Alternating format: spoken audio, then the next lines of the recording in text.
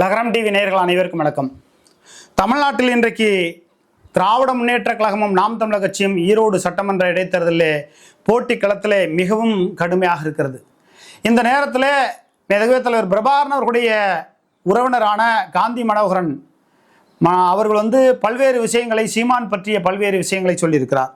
சீமான் ஒரு அண்ட புழுகக்கூடியவர் தான். ஒரு கதையாசிரியருக்கு எப்படி கதை சொல்லணும்னு தெரியும்.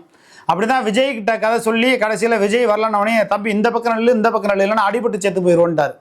இப்போ எடப்பாடி பழனிசாமி இந்த அனைத்து இந்திய அண்ணா திராவிட முன்னேற்ற கழகம் ஒரு கட்சி ஈரோடு சட்டமன்ற தேர்தலிருந்து இடைத்தேர்தலில் விலகியதற்கான காரணம் பாரதிய ஜனதா கட்சி சொல்லித்தான் அவர் இந்த இடைத்தேர்தலில் போட்டியிட வேண்டாம் என்று ஒதுங்கி இருக்கிறார். மற்றபடி கொங்கு பகுதியில் அவர் போட்டியிடணும்னு தான் நினைப்பார். கண்டிப்பாக பாரதிய ஜனதா கட்சியினுடைய அழுத்தமாகத்தான் இருக்கும்.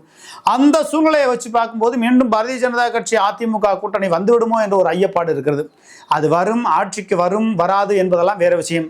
ஏன்னு சொன்னால் தமிழ்நாட்டை பொறுத்த மட்டிலும் திமுக வந்தாலும் சரி அதிமுக வந்தாலும் சரி சமயபுரம் நாட் ரோட்டில் காலையில் 4 மணிலேருந்து சரக்கு கள்ளச்சரக்கு கிடைக்குதுங்க. அதை நான் வீடியோ வச்சுருக்கேன், அதையும் நான் வெளியிட தான் போகிறேன். ஏன்னு சொன்னால் திருச்சி மாவட்டத்தில் இருக்கக்கூடிய மாவட்ட ஆட்சியர் அவர் அந்த பதவியை ராஜினாமா பட்டு பேசாமல் திராவிட முன்னேற்ற கழகத்தில் போய் சேர்ந்துடலாம்.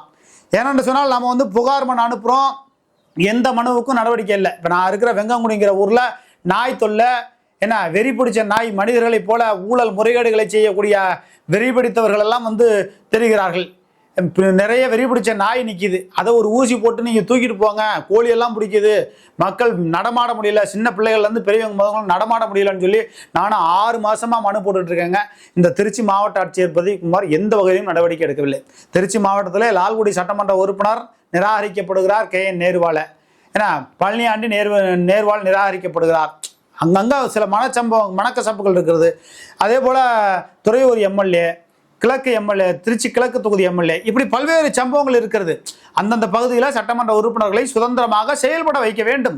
அப்படி செயல்பட வைக்க வேண்டும் என்பதை தாண்டி இங்கே திருச்சி மாவட்டத்தில் இருக்கக்கூடிய நம்பர் 1 டோல்கேட் சமயபுரம் பக்கத்தில் அங்கே ஒரு பாரில் மிகப்பெரிய அளவுக்கு காலையிலேருந்து சாயங்காலம் வரலையும் காலையில் 4 மணிலேருந்து சரக்கு கிடைக்குதுங்க, கள்ளச்சரக்கு நம்பர் 1 டோல்கேட்டில். அதேபோல் சமயபுரத்துலேயும் 2 கடைகளில் அந்த அளவுக்கு நம்ம போய் வீடியோ எடுக்கிறோம், அவங்க பாட்டுக்கு அசால்ட்டாக இருக்காங்க, எங்களை ஒன்றும் பண்ண முடியாதுங்க, போக வேண்டிய இடத்துக்கு தொகை போகுதுங்கிறாங்க. அப்போ திராவிட முன்னேற்ற கழகம் இதனையெல்லாம் உணர்ந்து கட்டுப்பாட்டுக்குள்ளே கொண்டு வர வேண்டும். சீமான் உங்களை கடுமையாக இந்த அளவுக்கு விமர்சனம் செய்ய வேண்டும். நம்மளால் செய்ய முடியாத விமர்சனத்தை சீமானால் செய்ய முடியும். ஏன்னா அவர் தான் முழுக்க முழுக்க இந்த பாரதிய ஜனதா கட்சியினுடைய ஆதரவோடு அப்படி செயல்படுகிறார் என்பதற்கு எல்லோருமே சான்று. ஏனென்று சொன்னால் அவர் ஒரு காலகட்டத்தில் தந்தை பெரியார் அவர்களை நான் தான் அவருடைய பேரன்னு சொன்னார். நீங்கள் இங்கே அளவு குத்துக்கிறீங்களே, இங்கே அளவு குத்துக்கிங்க என்ன ஆகும்னு சொல்லி சவால் விட்டவர் அவர் தான். பின்னால் கிருஷ்ணரை கேவலமாக பேசிட்டு அதுக்கப்புறம் ஆதரவு தெரிவித்தது அவர் தான். ஆக சீமான் எடுக்கிற ஒவ்வொரு அரசியல் முடிவும் திராவிட முன்னேற்ற கழகத்திற்கு சாதகமாக தான் அமைகிறது. ஞானசேகரன் என்ற ஒரு நபர் ஒரு பாலியல் ரீதியான சம்பவத்தை எடுபட்டார். அந்த சம்பவம் மிகப்பெரிய உச்சத்திற்கு சென்று திராவிட முன்னேற்ற கழகத்தினுடைய ஆட்சியை கலைத்து விடக்கூடிய ஒரு நிலைமைக்கு போணுச்சு.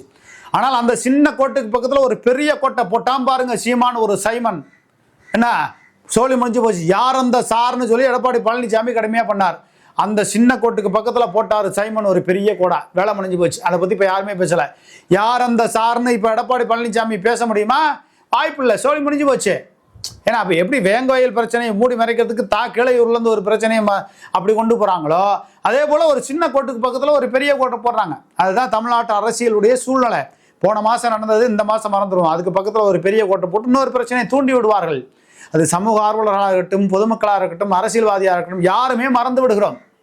ஆக கச்சத்தீவு பிரச்சனையிலேருந்து ஈழப் பிரச்சனையிலேருந்து எல்லாத்தையும் ஒவ்வொன்றாக நம்ம மறந்து விட்டுக்கிட்டே இருக்கோம். துப்பாக்கி சூடு தூத்துக்குடியில் துப்பாக்கி சூடு வந்துச்சு, டிவியில் பார்த்து தெரிஞ்சுக்கிட்டேன்னாரு எடப்பாடி பழனிசாமி. ஆக ஒவ்வொரு பிரச்சனையும் நம்ம மறந்துடுறோம். பாலியல் ரீதியான சம்பவங்கள் பொள்ளாச்சியில் நடந்துச்சு, அண்ணா விடுங்கண்ணா வலிக்குதுன்னான்னு கதர்னுச்சு அந்த பெண்ணு. அந்த கூக்குரல் இந்த உலகம் எல்லாம் கேட்டது. ஆனால் அதற்கெல்லாம் போராடாத மக்கள், டெல்லியில் ஒரு பெண் கற்பழிக்கப்பட்டதனால் அதற்கு போராடினார்கள். ஆனால் இந்த தமிழ்நாட்டு மக்கள் எந்த இடத்துலையும் வஞ்சிக்கப்படுகிறார்களா என்றால் பழசையெல்லாம் மறந்துட்டு அடுத்தடுத்த கட்டத்துக்கு போயிடுறாங்க. அப்போ இந்த தமிழ்நாட்டு மக்களுக்கு ஒரு விஷயத்தை நம்ம சொல்லிக்கிறோம், ஆட்சிகள் மாறுகிற பொழுது காட்சிகள் ஒருபோதும் மாறவில்லை. இந்த திராவிட முன்னேற்ற கழகத்தில் இருக்கக்கூடிய இந்நாள் அமைச்சர்கள் என்ன நினைக்கிறாங்கன்னா அடுத்த முறை திராவிட முன்னேற்ற கழகம் ஆட்சி அதிகாரத்துக்கு வந்துவிடக்கூடாது என்பதில் தெளிவாக இருக்காங்க. அதே போல அனைத்து இந்திய அண்ணா திராவிட முன்னேற்ற கழகத்தில் இருக்கக்கூடிய முன்னாள் அமைச்சர்கள் எடப்பாடி பழனிசாமி ஒரு காலம் முதலமைச்சராக வந்துவிடக்கூடாது என்பதில் குறியா இருக்காங்க. ஒரே குழப்பமா இருக்கா? இதுதான் அரசியல், இதுதான் தந்திரம். இப்போ திராவிட முன்னேற்ற கழகத்தில் இருக்கக்கூடிய அமைச்சர்கள் என்ன நினைக்கிறாங்கன்னா, மீண்டும் 2026 திமுக ஆட்சிக்கு வந்தால் கண்டிப்பா 2 மாதத்துல உதயநிதி முதலமைச்சர் ஆயிடுவார்.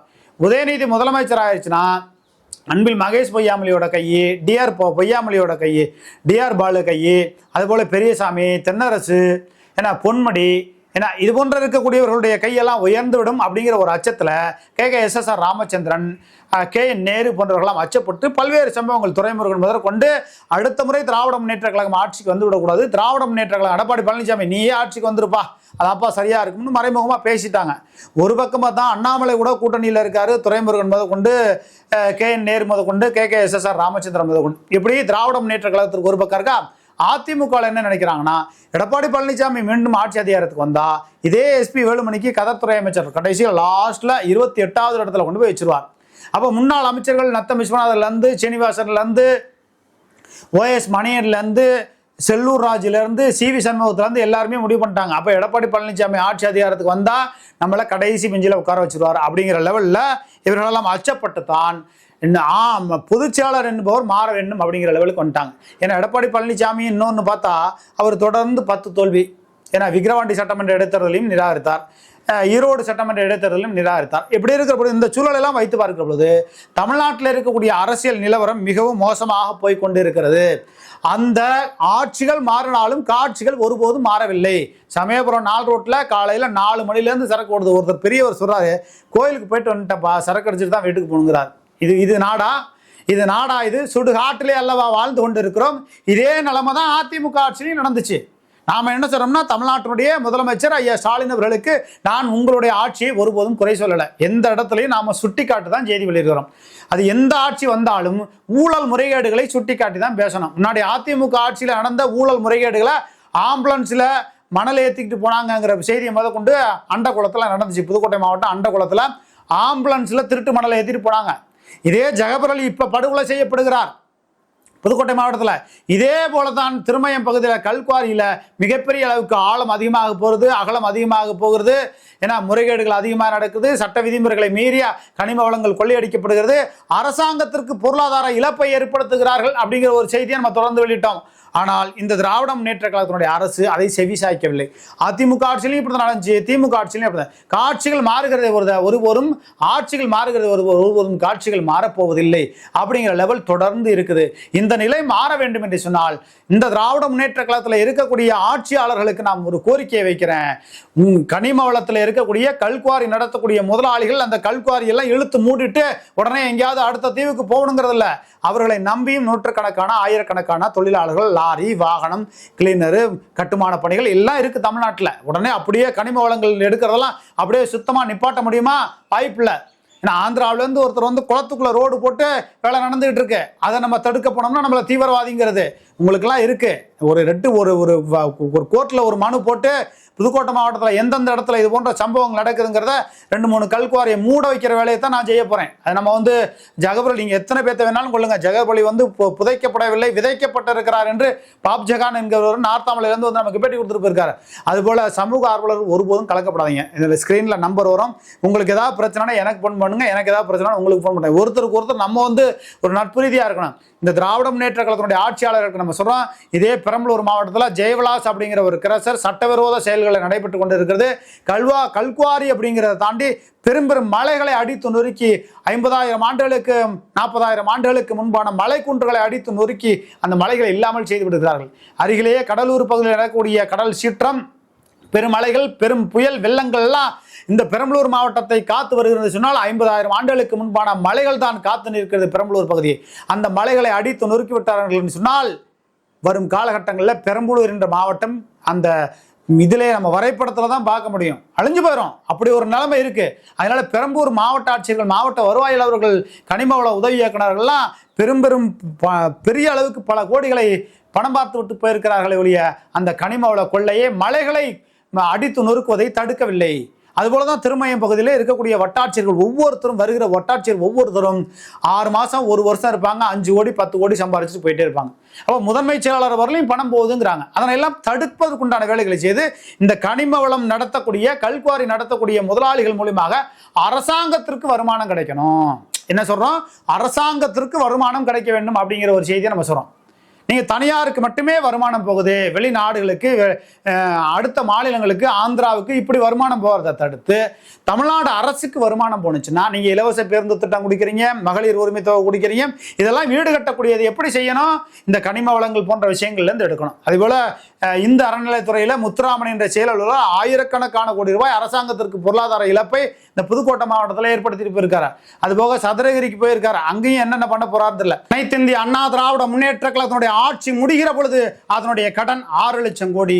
திராவிட முன்னேற்ற கழகத்தினுடைய ஆட்சி முடிகிற பொழுது இந்த நாட்டினுடைய கடன் 12 லட்சம் கோடி வந்துடும். இந்த கடனை நாங்கள் கொஞ்சம் கொஞ்சமா அடைச்சோம்னு எடப்பாடி பழனிசாமி அண்ட புழுகுனாரு. என்னத்தை அடைச்சிங்க?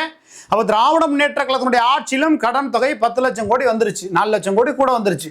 அப்ப இந்த கடன் தொகையெல்லாம் குறைக்கணும்னா தயவு செய்து தமிழ்நாட்டில் இருக்கக்கூடிய கனிம வள உதவி இயக்குனர் இருக்காங்கல்ல, தமிழ்நாடு முழுவதுமாக, முக்கியமாக கிருஷ்ணகிரி, பெரம்பலூர், புதுக்கோட்டை போன்ற கனிம வள உதவி இயக்குநர்களை ஒரு 3 மாவட்டத்தில் இருக்கக்கூடியவர்களை தூக்கி வச்சு உண்மை கண்டறியும் சோதனை நடத்தினால் பணம்லாம் எந்தெந்த நாட்டில் பதுக்கப்பட்டிருக்கிறது, எத்தனை பெருமுதலாளிகளுக்கு ஆந்திராவுக்கு பணம் பதுக்கியிருக்காங்க, அப்படி பல்வேறு சம்பவங்கள் இருக்கும். புதுக்கோட்டை மாவட்டத்திலே ஒரு கல்குவாரி இருக்கு, 200 அடி ஆழம் போயிருச்சு. அது வந்து அரசு புறம்போக்கு இடம், பள்ளிக்கூடத்துக்கு சம்பந்தப்பட்ட இடம், அதை மூடுங்கன்னு நம்ம சொல்றோம். ஏன்னா அது யார் உடைச்சாங்க, யார் பர்மிட் போட்டாங்க, வீரப்பனா சுவேதாவா, சுவேதாட்ட இவர் வந்து ஜல்லி ஏற்றுறதுக்கு லாரியை மட்டும் கொடுத்தேன்னு இவர் கடைசியில் தப்பிச்சுக்க போறாரா? பல்வேறு சம்பவங்கள் இருக்கிறது. இந்த சுவேதா நிறுவனம் பற்றிய பல்வேறு சம்பவங்களோ உண்மை சம்பவங்களோ நம்ம ஊருக்குள்ளதுக்கு அம்பலப்படுத்த தயாராக இருக்கும். இந்த நிறுவனம் மட்டும் கிடையாது, RR நிறுவனமாக இருக்கட்டும், எந்த நிறுவனமாக இருக்கட்டும், கனிம வளங்கள் இங்கு வந்து வெட்டி எடுக்கப்படுகிறது என்று சொன்னால் அது பக்கத்து மாநிலங்களுக்கெல்லாம் போகுது. ஆனால் கேரளாவில் கனிம வளங்கள் எடுக்கப்பதில்லை. அந்த மாநிலத்தில் தடை இருக்கிறது. அதுபோல நம்ம மாநிலத்திலும் தடை இருந்தால் பல்வேறு மாநிலங்களில் கட்டுமான படைகள் ஸ்தம்பித்து போய்விடும். சரி, அது வந்து தடுக்க முடியாத ஒரு சூழ்நிலையாக இருக்கிறது என்று வைத்துக் கொள்வோம். இந்த கனிம வள கல்குவாரி மூலமாக அரசாங்கத்திற்கு பல ஆயிரம் கோடி வருமானம் கிடைத்தால் அது மக்களுடைய தலையில் இருக்கக்கூடிய சுமையை குறைப்பதற்கு 10 லட்சம் கோடி கடன் இருக்குன்னா ஒரு 8 லட்சம் கோடி வரும், 7 லட்சம் கோடி வரும். அந்த கடன் சுமை குறையும்.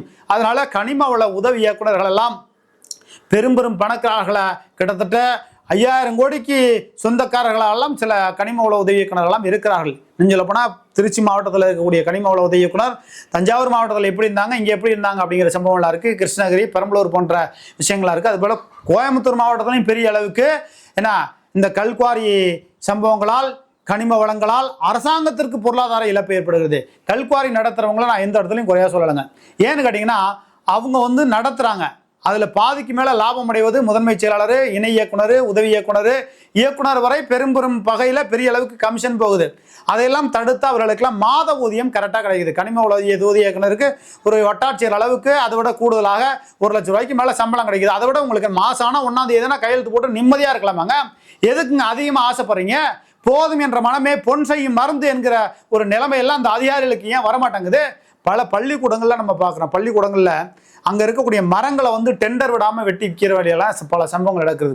அதனால தமிழ்நாட்டில் இருக்கக்கூடிய திராவிட முன்னேற்ற கழகத்தினுடைய ஐயா ஸ்டாலின் முதலமைச்சர் அவர்கள் அதிமுக ஆட்சியில் நடந்த சம்பவங்கள் உங்கள் ஆட்சியிலே மீண்டும் தொடர்ந்தது. ஆனால் திராவிட முன்னேற்ற கழகத்தினுடைய ஆட்சியை உங்கள் அமைச்சர்களே வேட்டு வைத்து கவிழ்த்து விடுவார்கள். உங்களை ஆட்சி அதிகாரத்துக்கு வரவிடாமல் தடுப்பார்கள் 2026. அதுபோல அதிமுக இருக்கக்கூடிய முன்னாள் அமைச்சர்கள் அதிமுக ஆட்சி அதிகாரத்துக்கு வரவிடாமல் பண்ணுவாங்க. இடையில அடிச்சு ஆட பாஜக தயாரா இருக்கு. இன்னும் பல்வேறு அரசியல் சம்பவங்களை காண காத்திருங்கள். நன்றி, வணக்கம்.